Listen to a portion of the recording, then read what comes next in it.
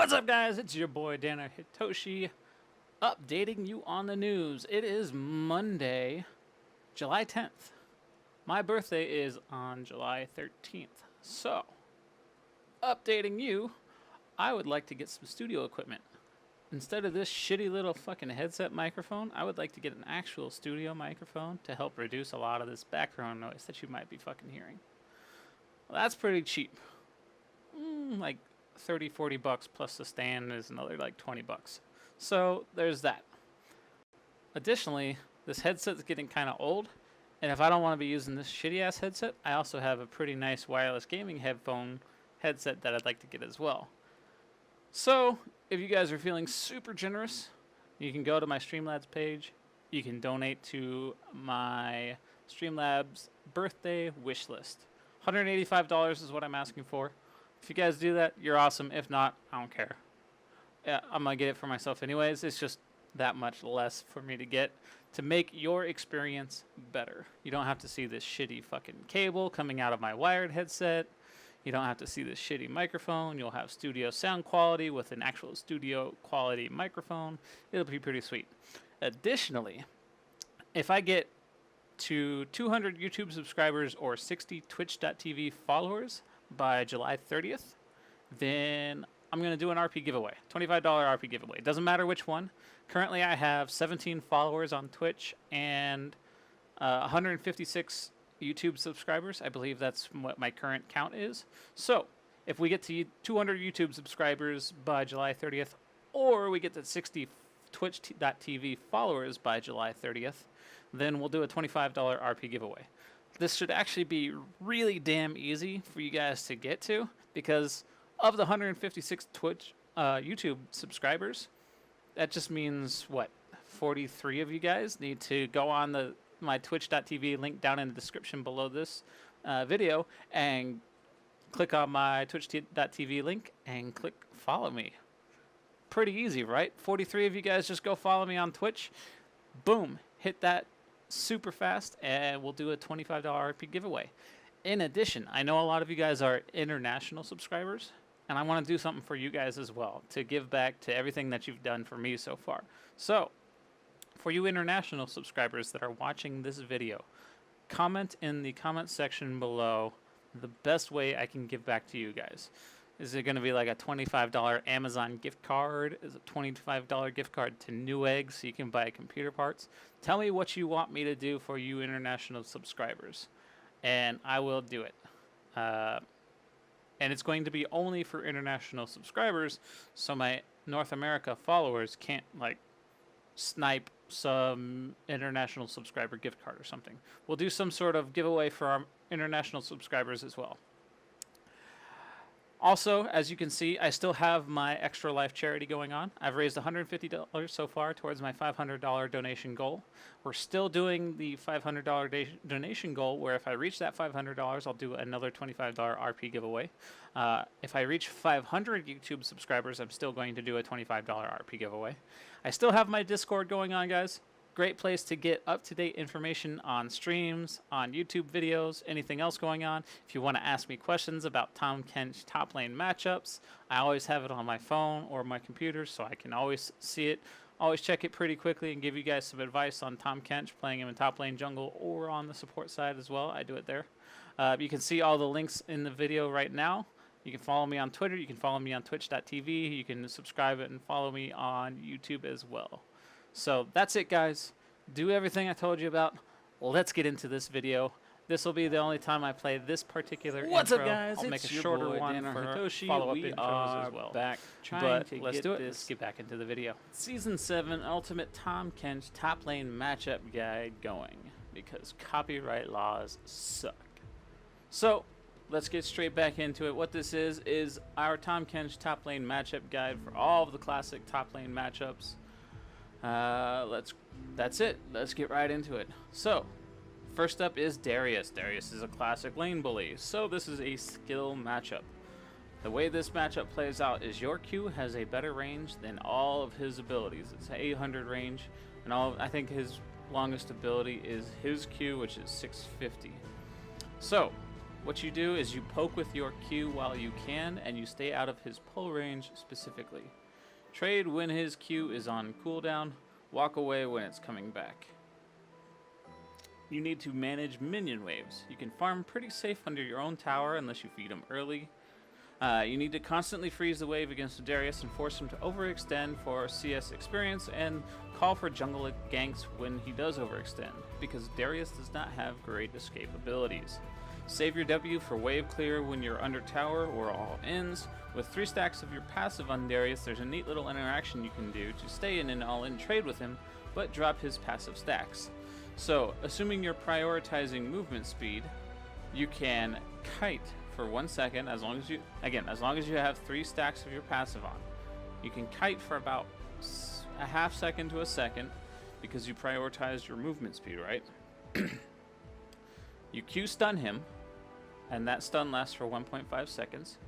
You devour after the duration of the Q stun is up, and that lasts for 2 to 3 seconds of suppression based on W level. And then regurgitate, which is a 0.25 second stun. So with proper micro, that's roughly 4.5 seconds of hard crowd control.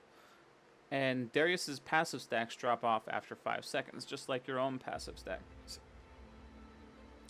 So with proper micro and maximizing your crowd control, you can stay in an all-in trade with him, keeping your passive stacks on and reapplying your passive stacks a lot faster than he can because of your crowd control. And it means he loses a lot of AD that he initially stacks on you through his combo of auto attack Q. It's like auto attack Q, auto attack W, and that's 4 stacks, and then he apprehends you. It's this stupid trade that he does that he gets basically 4 out of 5 stacks on you pretty much immediately. So that's it. That's how you deal with the Darius in an all-in. You use your crowd control to maximum effectiveness.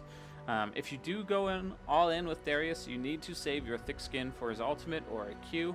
It's imperative that you stay out of the Q's healing range. So what that means is it's got that narrow little band where he gets the Q healing. You need to either stay outside of it, or you need to walk inside of it to where you only get hit by the handle.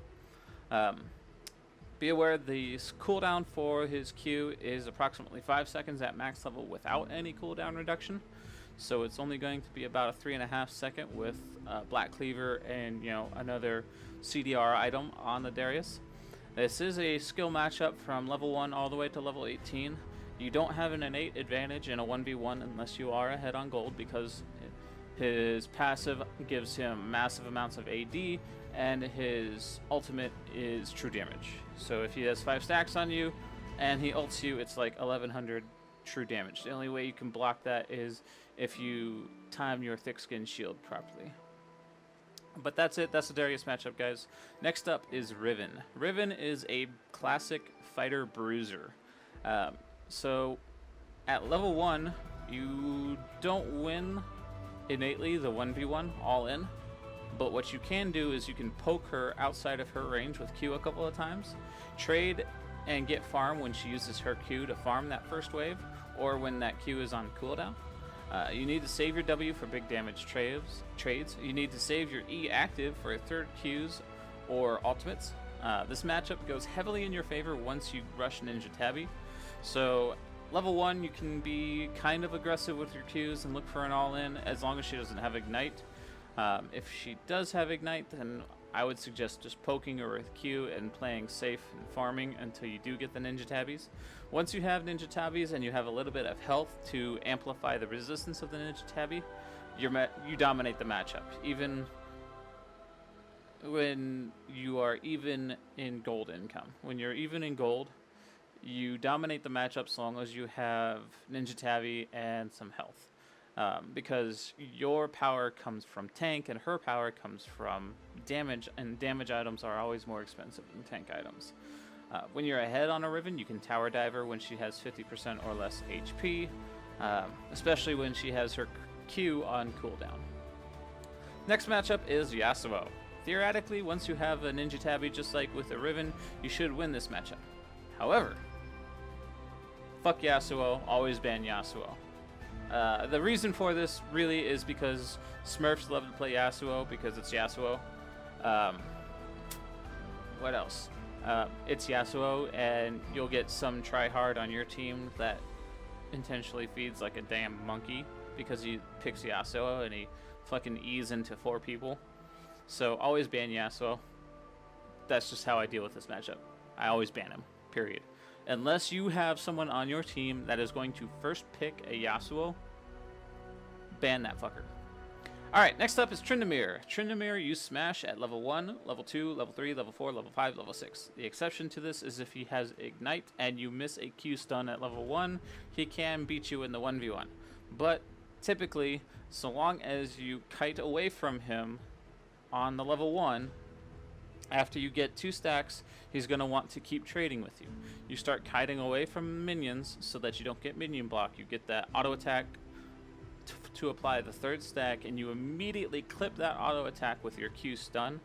And that's going to deal about 85 damage with the Q stun, and you're going to get another auto attack. If he ignites, you just walk away. If he doesn't ignite, if he has teleport or some other spell, then baller. You win the all-in. Chug the corrupting potions immediately. If you kill him, shove the wave into tower and force him to teleport, or if he has ignite, then force him to just miss a ton of minions as it pushes back out to you and you take your back. Later in the game, mid-game, and late game, you need to play the split pushing game with Tryndamere. As long as your teammates don't feed him, he cannot 1v1 you at any point in the game unless he's ridiculously ahead on gold. So the way you tell your teammates to operate is, if you're in a side lane with Tryndamere, you beat him in the 1v1. If he tries to force a 5v4 where it's your 4 teammates versus their 5 on like a tower or something, all you need to do is tell your teammates, hey, don't fight them, don't engage on them, just farm under tower. Your farming under tower is going to prevent them from being able to take the tower.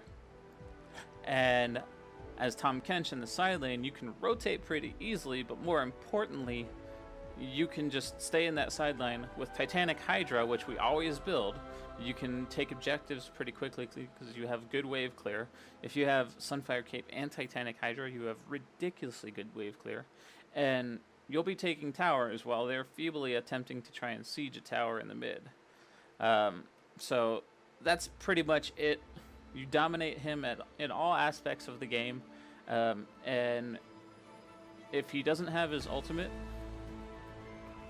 you can tower dive him 100 to 0.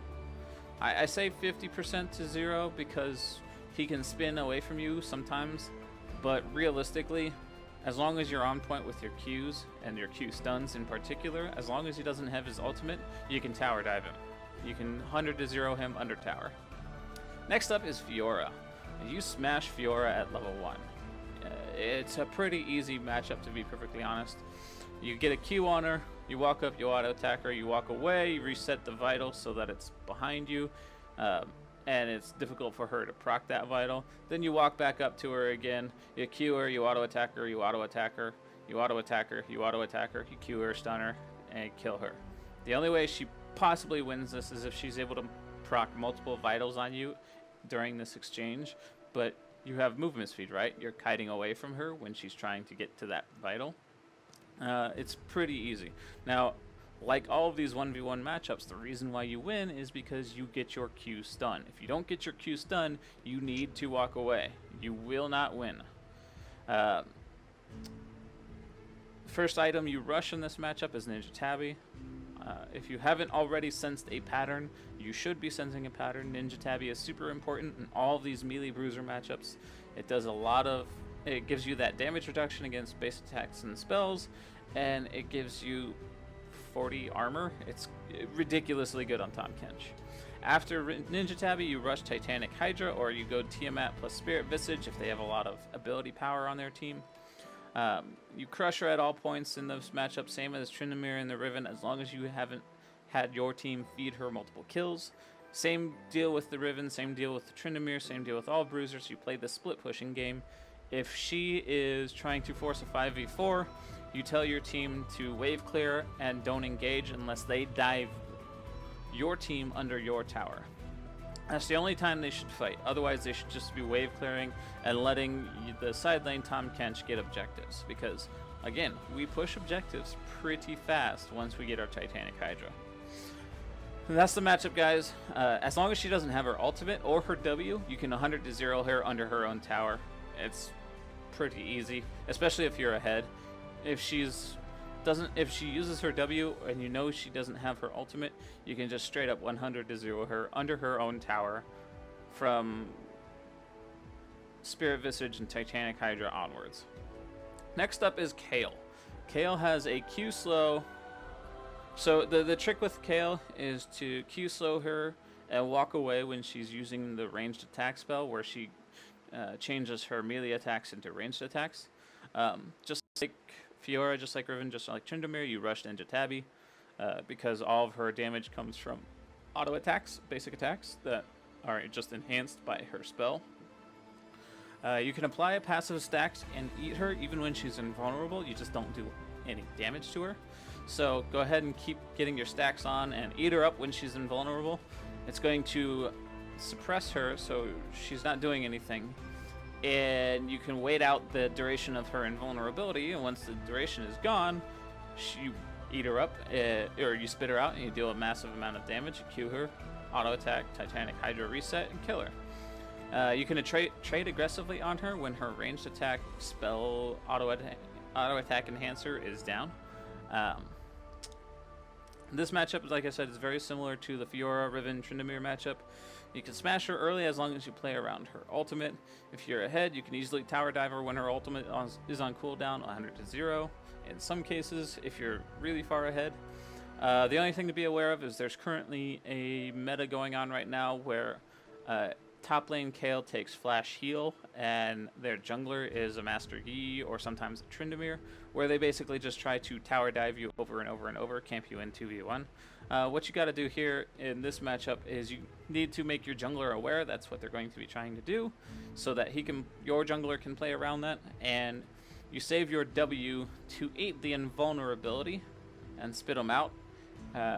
And while you're doing that, you're attacking the Kayle, because the Kayle wants to take the tower aggro, and so you attack the Kayle. She uses the invulnerability on herself, and as soon as she uses the invulnerability, you eat her up, you pop your thick skin shield. That makes the other person start tanking, so in this case the Master Yi.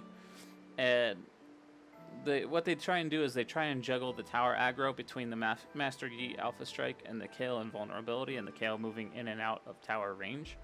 But as long as you play behind your tower, forcing the Kayle to stay inside tower range, even in order to even auto attack you, then they can't juggle the tower aggro enough to really 100-0 you. Now, if you're below about 30% health, then yes, they'll be able to tower dive you. So you need to walk away from a situation like that. There's nothing you can do. It's a really cheesy strategy. That's why you need to call for jungler assistance whenever you see something like that happening. Next up is Gangplank. With Gangplank, I typically will start Doran's Shield over a Corrupting Potion unless it's a Gangplank that I don't think knows the matchup. With the Doran's Shield, you can laugh as his Q gun does hilariously shitty amounts of damage. It will poke you for about 60 damage each time, but you regen most of that back before his Q even comes off of cooldown. So the way to play this matchup is, again, you try and Q poke him and get a couple of auto attacks off for a nice early trade, walk away. When he comes back in, if you can Q poke him again and keep 2 stacks on him, you walk back at him, you apply that 3rd stack, you start auto attacking, auto attacking, auto attacking. If he flash, you try and Q stun him or anticipate a flash for a Q stun after the flash, auto attack, and finish him off. Pretty easy level 1 all in on the Gangplank. You use this all in to either kill him or bully him out of lane at 1 and 2. At level 3, he gets both his Scurvy and his barrels, so you need to play a little bit more cautiously until you get Ninja Tabis. Ninja Tabi will neuter the Q damage, It'll neuter his auto attack damage. The only thing you really need to watch out for at this point is his barrels, which will slow you and speed him up. So you just need to bait out his barrels by either last hitting the barrel or baiting a barrel and walking out of its range. You can walk aggressively at him when he places his barrels, because he's going to want to place his barrels in such a way as to both get farm and poke you. So you can walk at him in strange ways, and it will throw off the way he places his barrels. And his barrels is the big source of his damage, especially if he uses his Q to trigger the barrels, because that means he doesn't have his Q to attack you with. And if he does, and you're able to avoid the barrels, you can just auto-attack him, Q auto-attack him, eat him up, spit him out, deal a shit ton of damage. If you know that you can all-in him, you actually want to bait his scurvy with the Q stun and then eat him as soon as he uses the scurvy. If you don't, he'll just scurvy right out of your eat, and you won't deal the massive damage from your W.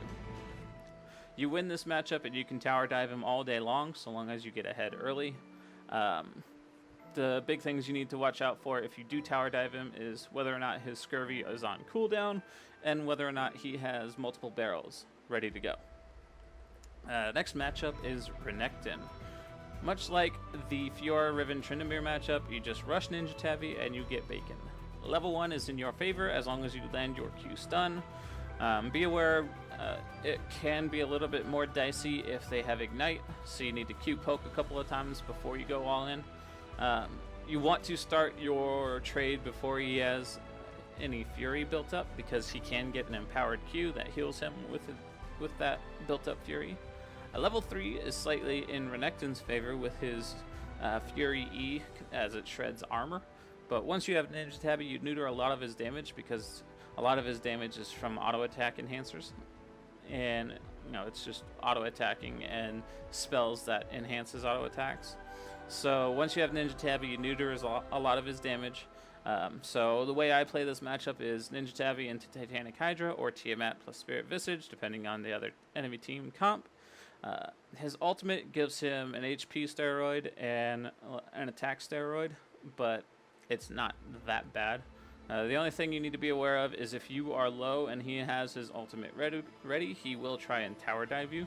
You can outplay this many times with a flash and 3-stack Q stun passive, but just be aware that Renektons do have a pretty good tower dive with their ultimate. Next up is Nasus. Nasus can be a pain if your jungler does not help you camp Nasus in. Nasus has one of the weakest early games, except that it's tough for you to exploit it because of Wither and his E. So the way to exploit Nasus being weak early is call for jungler ganks over and over and over. As long as you land your Q slow, jungle ganks should be super easy. Manage minion waves properly by freezing the wave in front of your tower, forcing Nasus to overextend to it. And if he casts E to try and freeze the wave, then you can punish that with an auto attack, Q auto attack, and then you've got your W to hold him in your belly while your jungler comes around the bend. Spit him out, Q slow, auto attack, auto attack, auto attack, kill him.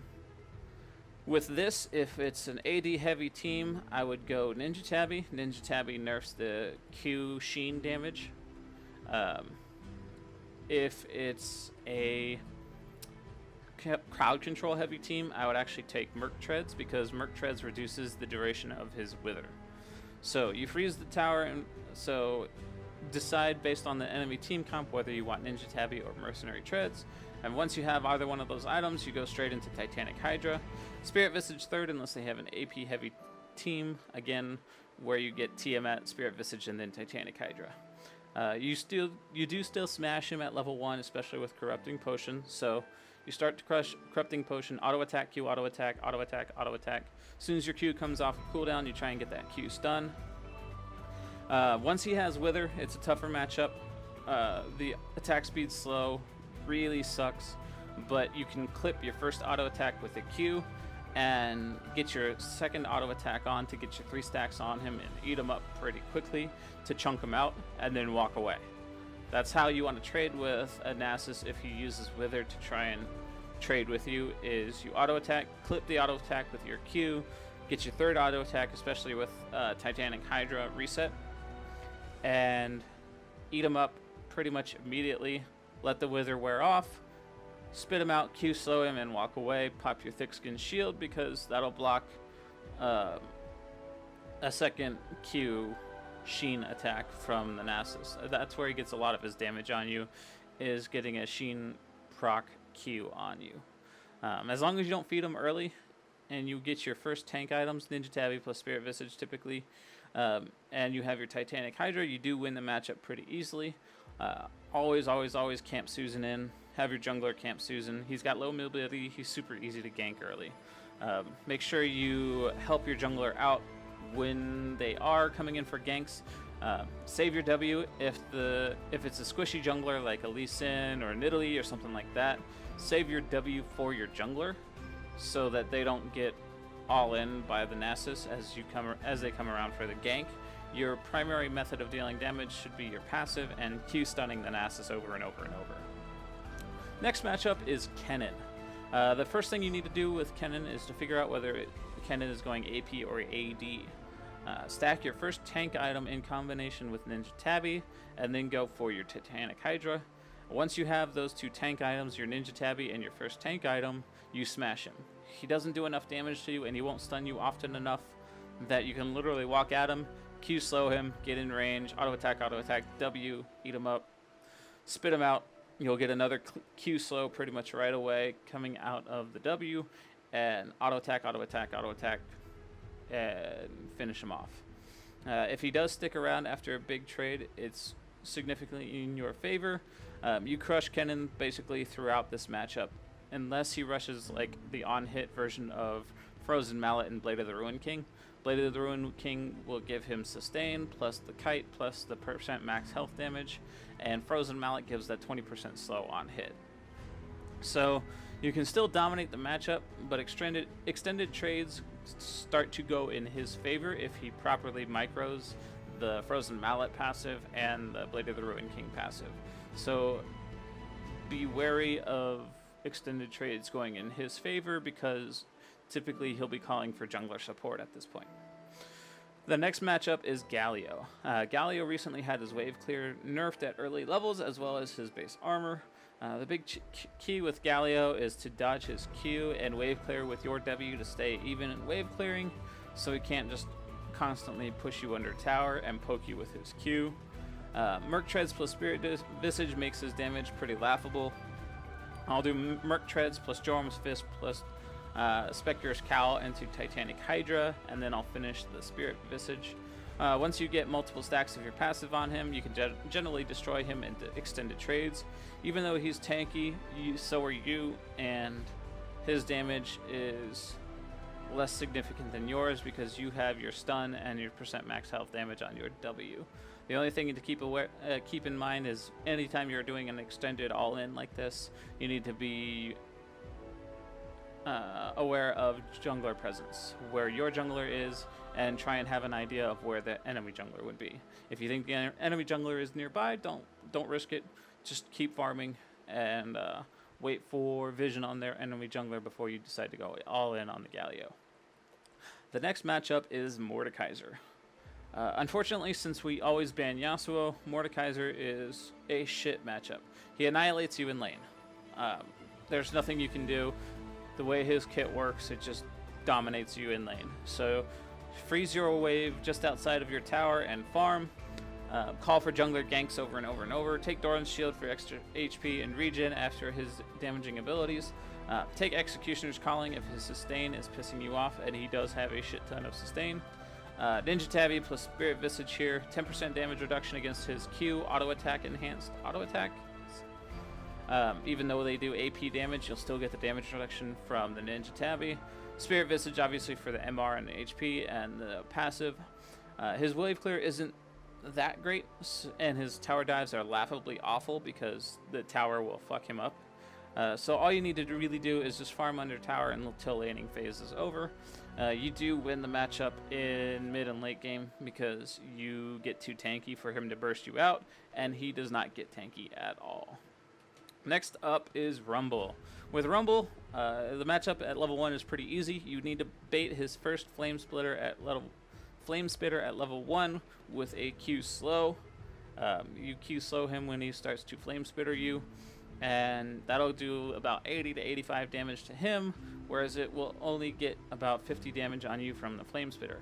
As soon as the Flame Spitter is down, you walk right back at him and you auto attack him, and you Q slow him again, and you auto attack and auto attack. At this point, his Flame Spitter is going to be coming back up, which you walk away. He's going to be chasing you with the Flame Spitter. This time, instead of waiting until the Flame Spitter is done, about 3/4 of the way into the Flame Spitter, you turn back at him and auto attack him, thus applying your 3rd stack of your passive. Your Q comes back, you stun him, auto attack, kill him. It happens this way almost every single time. Rumbles almost universally underestimate the amount of damage that you do with 3 stacks of your passive on. Same with most of your matchups. Ninja Tabi into Spirit Visage. Take a Tiamat somewhere in there as well to help with your wave clear, so you can force him under tower over and over and roam and make plays around the map. Anytime he comes anywhere close to minions, just walk right at him and bully him right out of lane. You can force him out of lane super easy. You kill him over and over and over again. His damage is not enough to kill you, and your damage murders him over and over. Once you have Titanic, Hydra, and Spirit Visage, you can all in him 1v1 under his tower, 100% to 0. Very easy, even if he has his ultimate. The only thing you got to be aware of is jungler presence. The next matchup is Pantheon.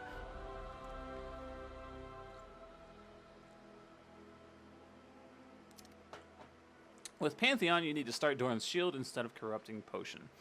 Laugh as his Q does almost no damage in conjunction with your Doran's Shield passive, just like with Gangplank. Pretty easy here. Rush Ninja Tabi. Once you have Ninja Tabi, it nerfs a lot of his damage. Fight when his W stun is on cooldown. Poke him a lot with your Q. Save W for all ins. Q does damage to him, even if he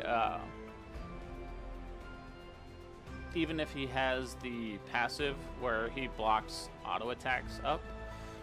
Q will still deal damage and apply a stack to him. So just poke him over and over and over again with Q. There's nothing you can do about it. You just dominate this matchup as long as you just poke him with Q and W over and over and over again. Don't be afraid to use your mana for Q and W poke. It goes right through his block. It's a spell. It fucks him up all the time. He can't do anything about it. Post level 6, you need to spam ping missing for mid and bot lane anytime he is out of lane and you know he has his ultimate up. You need to punish him using his ultimate in another lane by pushing your lane in and getting tower damage. So freeze your lane. So the way that you do this is you freeze your lane and you just farm. If he walks into your lane, you poke him out of lane with Q and W. If he walks out of lane to try and make a play around the map, you continue freezing and turn it into a slow push to where it will punish him for being out of lane. And if you see him use his ultimate somewhere else on the map, you immediately go into hard wave clear pushing and you start getting a ton of damage on his tower because he just used his ultimate somewhere else on the map. You can usually get first blood towered using this strategy simply because he knows he can't fight you because you'll poke him out of lane with Q and W.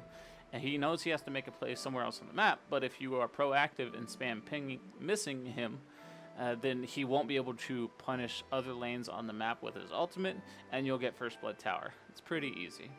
I do it all the time. Next up is Irelia. Irelia, honestly, is a super easy matchup. With Irelia, you start Corrupting Potion, smash her at level 1, you rush Ninja Tabi plus Titanic Hydra, and then you get your Spirit Visage, and you smash her at all levels.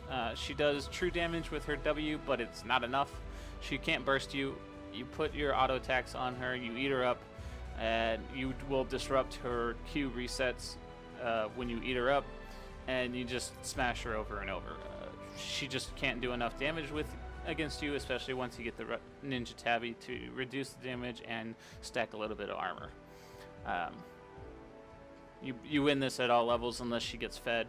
Just like any other time, tell your team what you're planning on doing, punishing her if she leaves lane, and have your team wave clear if she is missing from your lane and trying to force some sort of 5v4. Next up is Gnar. Gnar, you start Corrupting Potion. You can smash him at level 1. The only exception to that is if it's a Flash Ignite Gnar, and he has and he starts W, which is the 3-hit passive deal magic damage on the 3rd attack. But same deal here, Rush Ninja Tabi and Titanic Hydra. If Gnar rushes Frozen Mallet, then it's a little bit more difficult to dominate this matchup. If he goes Mega Gnar, you actually want him in Mega Gnar because it's easier for you to fight him in Mega Gnar. The only exception to that is you need to make sure you dodge his stuns. I believe it's the Q that can stun in Mega Gnar, and also his ultimate, if he throws you against a wall, can stun you. So when he's getting ready to go into Mega Gnar form, you just need to stay away from walls where he can ultimate stun you, and recognize the Q stun animation and walk parallel to it, or perpendicular to it rather. So walk sideways when you see that Q stun animation coming out, and you're golden.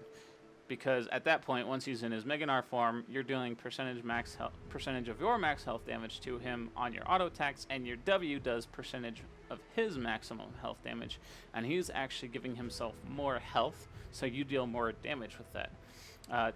He'll typically come out of Mega Gnar before you're able to kill him, but by this time he's super low, he's exhausted for, I believe, a second in Mini Gnar form, and it's a pretty easy kill from there.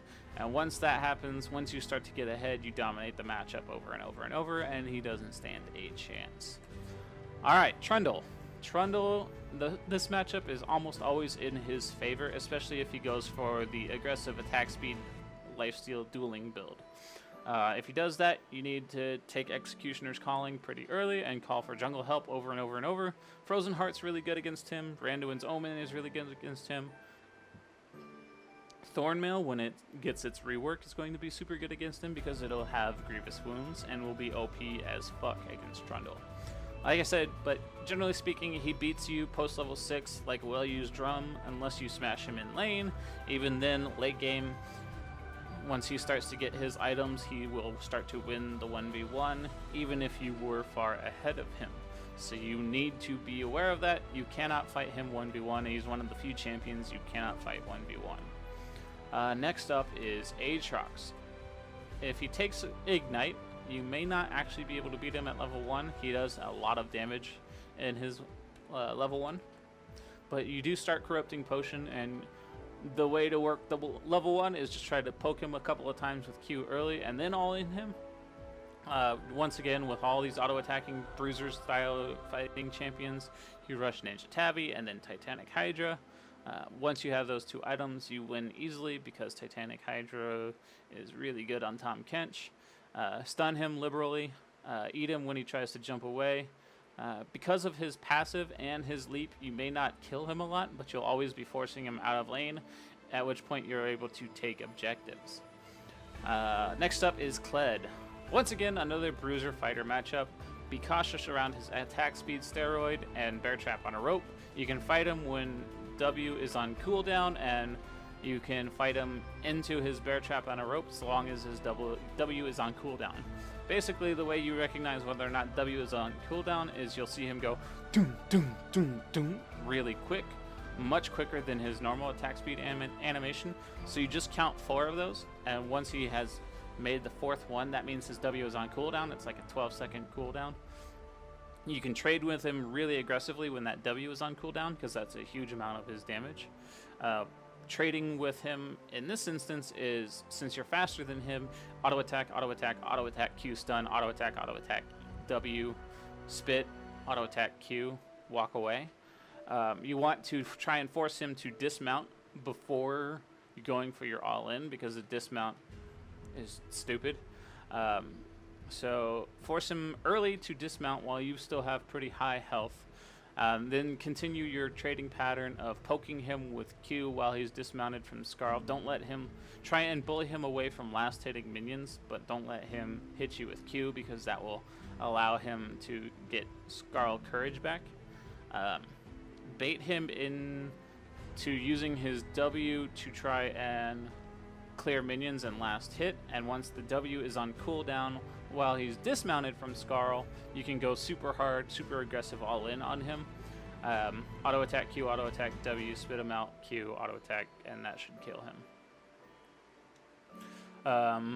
Something to be aware of is Kleds like to tower dive with their ultimate while they're mounted on Skarl, because they will lose tower aggro, especially when a jungler is coming to assist. So the way to outplay that is just to dodge, make sure you save your flash to dodge his ultimate, or bait, say 30 to 40% of your health into a big thick-skinned shield, and eat up one of the ones that is attacking you, the one that you can focus on and are pretty sure you can kill. The other one's going to take tower aggro, preferably Skarl at this point, and be forced out of the tower. You can spit out the one you ate up and kill that one. Next up is Xion. Xion, you just need to dodge his EQ combo. Depending on team comp, you can take work treads over ninja tabbies here, because it'll help reduce the significant amount of slow stuns and knockups that he has. Once you have your tier 2 boots, rush Titanic Hydra, and you just wallop him in the 1v1 over and over. Just walk away from the Q stun that he tries to get, and make sure your W is actually going to kill him rather than just significantly damage him, so you can Q slow his dead carcass and walk away. The next champion is Jax. Jax is pretty easy so long as you follow one simple trading pattern. Q, auto attack, walk away. Anytime he has his dodge skill up, Q, auto attack, walk away. As soon as you see that dodge animation, Q and walk away. Q, auto attack, walk away. If his dodge and his leap are both on cooldown, you can be super aggressive. If his dodge is on cooldown, you can trade aggressively with him where you Q, auto attack, W, spit him out, and then walk away. If his dodge and his leap are both on cooldown, then you can auto attack Q, auto attack W, auto attack Q, and kill him. Once you get Ninja Tabby and Titanic Hydra, you can basically bully him out of lane over and over. He is Jax, so he does have a fair amount of ability to kite you in terms of getting away from you, but he's melee, so his kite means nothing, and you can eventually dominate him in farm and objectives, and make plays around the map where he can't do anything against you. Next up is Swain. Swain, you start Corrupting Potion and smash him at level 1. His level 3 to level 6 is stronger, so with Swain you need to rush Merc Treads plus Executioner's Calling. Literally, this is one of 2 matchups, maybe 3 matchups, where I will buy an Executioner's Calling on Tahm Kench, because it just nerfs the amount of healing he's able to do so significantly. After Executioners and Merc Treads, you go Tiamat into Spirit Visage. Once you have Spirit Visage, you can start to bully him out of lane and force him to spend all of his mana on Wave Clear. Then once he's low on mana, you can trade super aggressively, especially when his ultimate is on cooldown. And that's pretty much it. All you really need to do against Swain is Merc Treads, Executioner's Calling, Tiamat, Wave Clear like a champion, avoid his spells while you're wave clearing, and force him under tower where he needs to use his spells to last hit minions, because his auto attack base damage is garbage. He's terrible at last hitting minions, especially, and terrible at farming under tower. So just abuse that and force him under tower, and then once he's low on mana, you can tower dive him. Next up is Teemo. Once again, just like Kennen, you need to figure out whether it's AP Teemo or AD Teemo. If it's AP Teemo, you go Ninja Tabby into Tiamat into Spirit Visage, and then you dominate the matchup. You can smash him at level 1 unless he takes Ignite. Corrupting Potion, Tabi, Tiamat, Spirit Visage, Titanic Hydra. If it's AD on hit Teemo, you go Ninja Tabby and Dead Man's Plate early, and you smash him. The reason you go Dead Man's Plate is because Teemo will likely try to rush a Frozen Mallet against you and kite you, either with Frozen Mallet or actually Blade of the Ruin King. So Dead Man's Plate will help you get on top of him even through the 20% slow. So you get Ninja Tabby, Dead Man's Plate, and then you walk at him, Q him, slow him to get on top of him, auto attack W, eat them up, spit them out, Q slow, finish them off. With Teemo, buy lots of control wards for placing down as soon as you go for all-in trades. You use the control wards to figure out where the in-lane shrooms are, because Teemo's always going to try and kite into his own shrooms to apply the shroom damage and the shroom slow. So, buy control wards.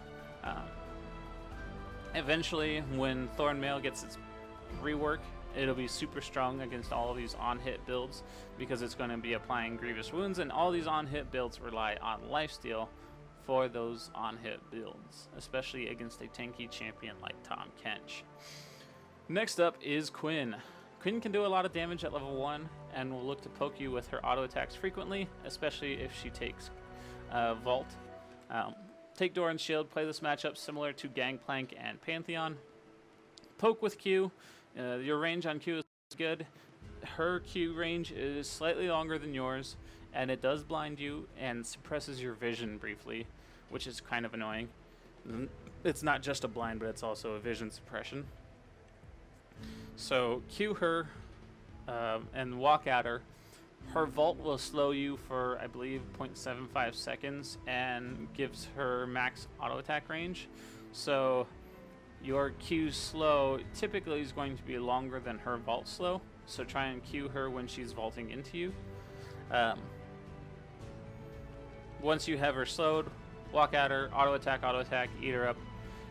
Her cooldowns are longer than yours, so hold her as long as you can, and your W, spit her out, Q her, auto attack, finish her off. Once you get Ninja Tabi and Titanic Hydra, just like a lot of these other fighter, bruiser type matchups, you smash her. You own her over and over. Just like Pantheon, after level 6, after she gets level 6, you need to spam ping missing, because she can roam and make plays around the map. That's kind of what she wants to do, is as soon as she gets her ultimate, she tries to make those plays around the map. Next up is Alawi. Just like a lot of other champions, you have the stronger 1v1 so long as you land the Q stun. Take Corrupting Potion and smash her at level 1. She is stronger from level 2 through level about 8. So you need to play safe and farm unless you have jungler assistance, or you get ahead early. Rush Ninja Tabi and Titanic Hydra. If she ults and tries to go in, you just Q her to slow her and walk away, then re-engage when her ultimate is on cooldown. You can wave clear and play for split pushing and objective control in the mid and late game, because in the mid and late game, you're stronger than her as long as she hasn't gotten fed on your teammates. This is a skill matchup similar to Darius, although you win the late game matchup simply because you can Q stun her over and over and over. It's not an easy lane by any stretch of the imagination. You need to use minion block to block her E, where she grabs your avatar out of your body and beats it up. And you need to walk away from minions when her E is on cooldown so she can't get farm and still poke you with her Q and W. In this particular matchup, you would use the Q plus W combo on a minion, preferably cannon minions, to have long range wave clear, especially when the wave is about to come under your tower. You can use it to get several minions before it even gets under your tower, and you can prep them with the Q plus W combo for last hitting under tower. Next up is Urgot. Urgot is pretty easy. He's pretty weak at level 1, so you just smash him with Q and Corrupting Potion. Make sure you get the Q stun, of course. Rush Ninja Tabi and farm safe between 3 and 8, because he can try and poke you a lot with his EQ combo. Once he is low on mana, you can all in him. You dominate the matchup once you get Ninja Tabi and Titanic Hydra. The reason why Titanic Hydra makes you dominate a lot of these matchups is because it gives you an auto attack reset with its active ability. The active ability gives you extra damage, but it's also an auto attack reset. And the reason the auto attack reset is so good is because you can auto attack, clip that auto attack with Q, Titanic Hydra reset auto attack, and that gets you 3 stacks in a span of about a second, which is super strong. And if you're already winning the trade, instead of immediately eating them up with W, while they're slow from the Q, you walk past them kind of orb walking while you auto attack them, and your auto attacks with your passive are doing a shit ton of damage. And then you save your W because they're going to try and flash to get away from you. All this time your Q is coming back off of cooldown, so if your Q comes back off of cooldown and you still have your passive stacks on the enemy champion, you can Q stun them as well. But the key to walking past them is if they try and flash to get away, you can flash follow, eat them up, spit them out, Q, slow, auto attack, finish them off. That's the reason why Titanic Hydra is so strong in many of these matchups, guys. Next up is the Heimerdinger. So Heimerdinger is a very tough matchup since he's gotten his rework. I'm actually thinking against the Heimerdinger, I would start Doran's Ring and 2 potions, and I would just poke with Q plus W, the QW combo, where you Q a minion, W in the middle of the Q to eat the minion from range and spit the minion back out.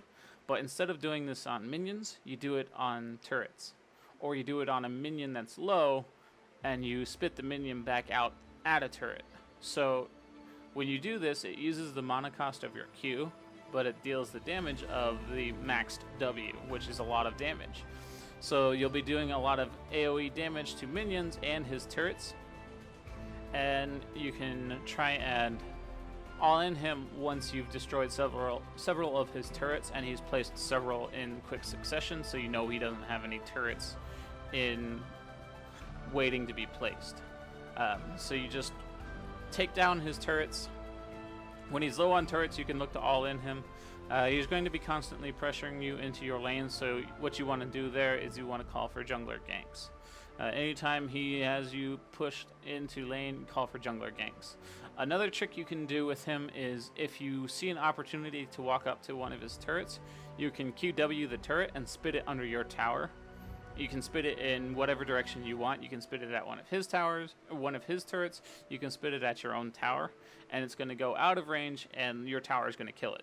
And your QW combo is 12 seconds, especially if you're maxing W, so you can do that over and over and over again.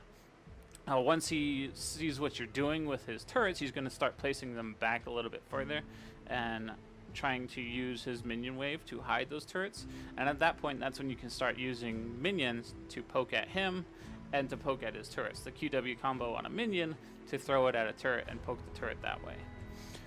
Rush Merc Treads, Tiamat, Spirit Visage, Titanic Hydra in that order, and call for jungler ganks. And that's pretty much it.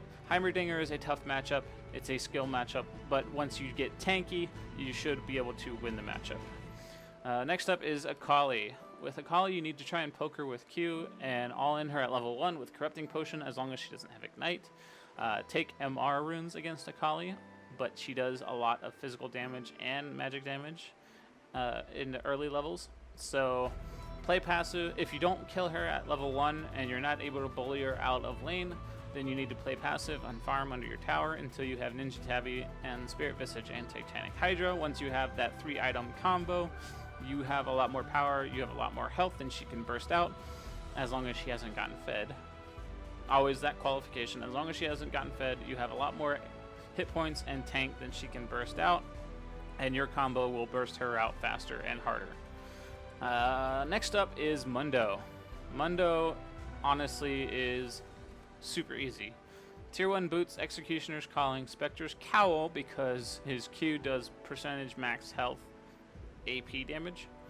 Ninja Tabbies because he does a lot of physical damage with his East attack steroid. Tiamat for the wave clear. Spirit Visage for the HP, MR, and your passive.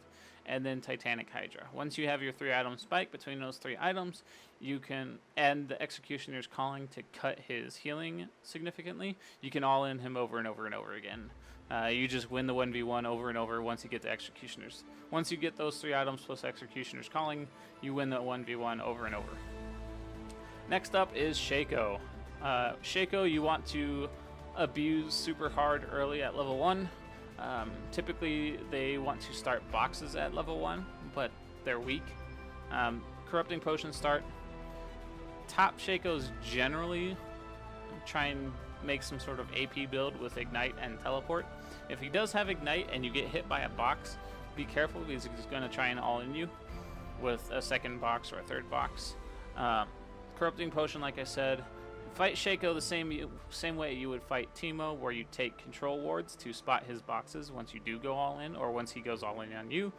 You just stop right where you are so that boxes won't fear you. You drop a control ward so you spot those boxes, and you fight the Shaco around those boxes without getting triggered by those boxes.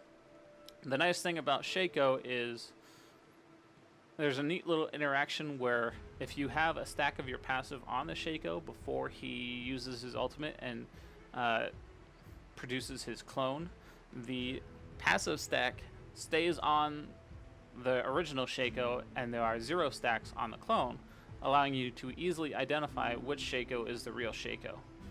So you can just focus that one and kill it and leave the clone to do its own thing. Next up is Rise. Rise is very similar to Rumble. Once you get Merc Treads plus Spectre's Cowl, you start to be too tanky and you can just walk at him.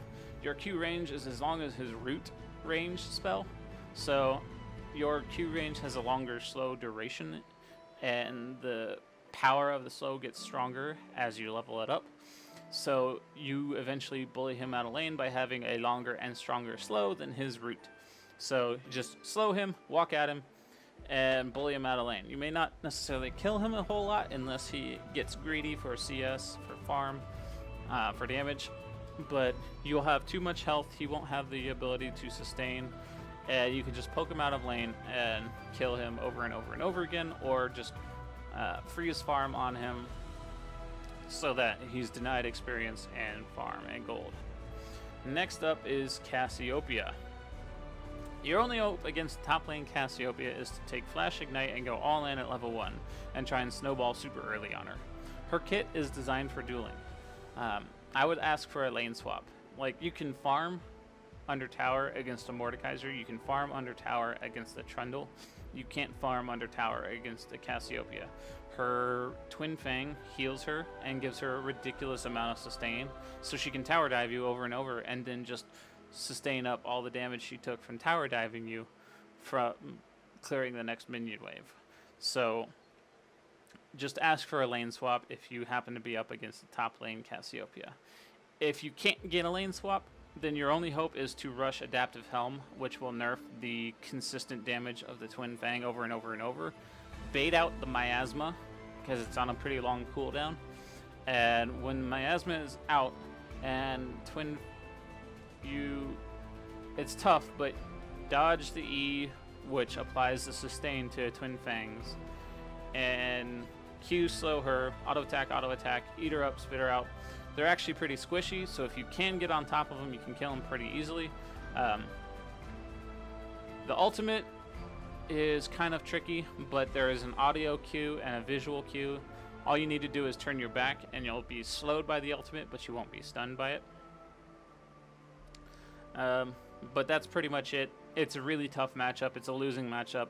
Honestly, try and get your team to lane swap with you if that's the matchup that you are challenged by.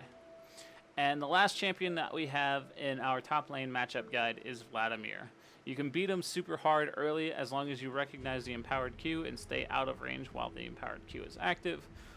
Just like Aatrox, you might not necessarily be able to kill him a lot because of his pool, but you can force him out of lane over and over again with Ninja Tabi or Merc Treads, depending on an enemy team comp, straight into a Spirit Visage and an Abyssal Mask, and then Titanic Hydra after that.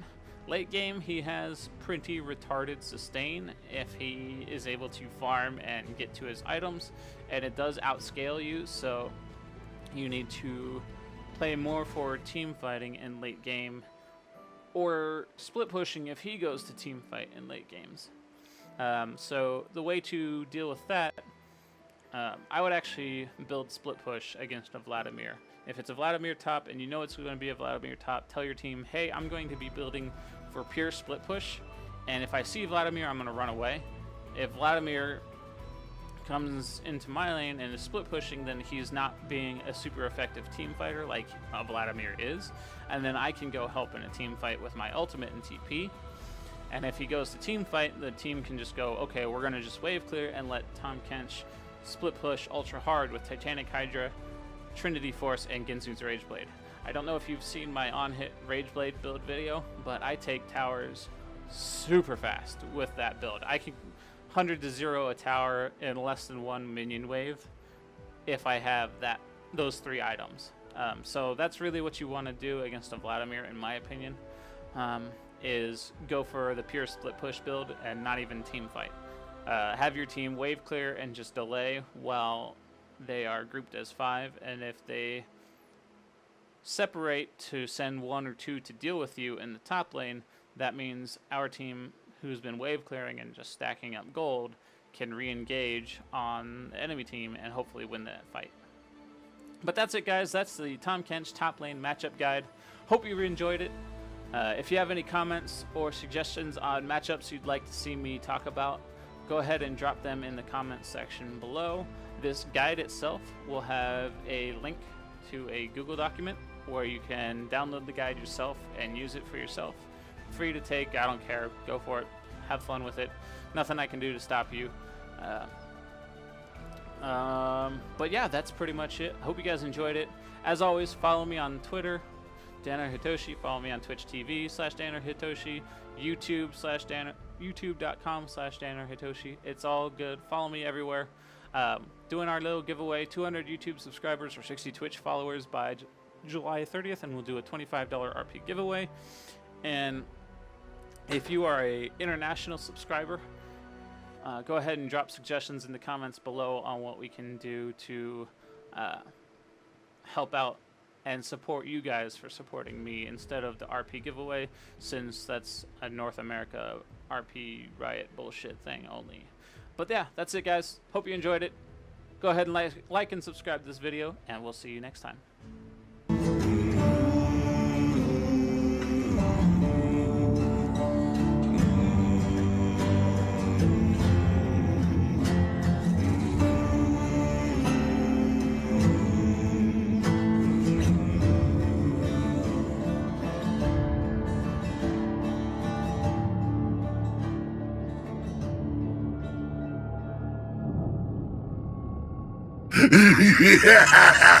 I am the River King!